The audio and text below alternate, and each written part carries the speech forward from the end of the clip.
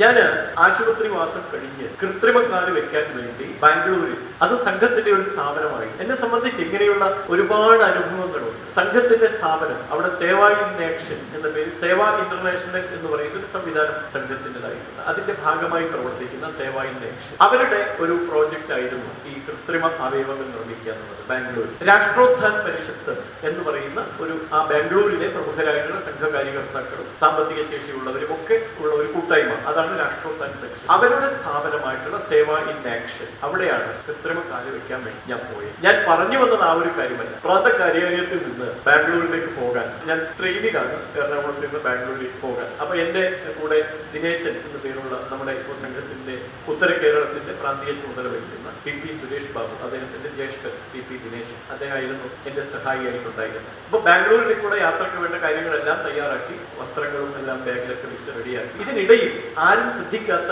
ഒരു പ്രത്യേക വസ്തു മാന്യ സേതു ഒരു പ്ലാസ്റ്റിക് സഞ്ചിയിൽ എടുത്തിട്ട് ഞങ്ങളുടെ കൂടെ അദ്ദേഹം വരികയാണ്. എന്നെ വീൽ ചെയറിൽ റെയിൽവേ പ്ലാറ്റ്ഫോമിലൂടെ ഉള്ളിൽ നടക്കും. അപ്പൊ സേതുവിന്റെ കയ്യിൽ എന്തോ ഒരു ചെറിയ സഞ്ചി, ആ സഞ്ചിയിൽ ബെഡ് പേനായി. അപ്പൊ നമ്മൾ ആലോചിച്ച് നോക്കും, ഒരു മുതിർന്ന സംഘ പ്രചാരകൻ, ഞാനെന്ന് പറയുന്നത് നിസ്സാര മനുഷ്യൻ ദൈനംദിന ആവശ്യത്തിന് ഉപയോഗിച്ചിരുന്ന ഒരു ചെറിയ വസ്തു, ഒരുപക്ഷെ സാധനങ്ങളെല്ലാം പെറുക്കി കൂട്ടുന്നതിനിടയിൽ വിട്ടുപോയൊരു വസ്തു ഒരു പ്ലാസ്റ്റിക് സഞ്ചിയിൽ എടുത്തു വെച്ച് എന്നെ അനുഗമിക്കുക എന്ന് പറയുന്ന മനസ്സുണ്ട്. അതാണ് സംഘം, അതാണ് സംഘം.